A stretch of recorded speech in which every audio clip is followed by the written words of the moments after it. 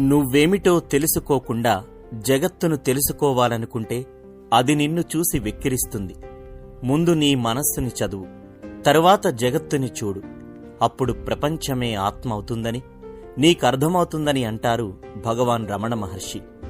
ఆ భగవంతుని కోసం వెతుకుతూ ఎన్నెన్నో ప్రశ్నలతో రమణాశ్రమం చేరిన వారికి ఆశ్చర్యకరంగా భగవానులు శక్తివంతమైన మౌనంలోనే సమాధానం దొరికేది.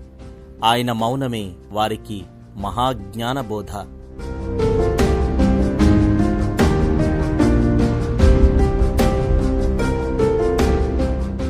తమిళనాడులోని మధురైకు దగ్గరలో తిరుచిలి గ్రామంలో క్రీస్తు శకం 1879 డిసెంబర్ 30న సుందరమయ్యరు, అలగమ్మ దంపతులకు జన్మించారు రమణ మహర్షి.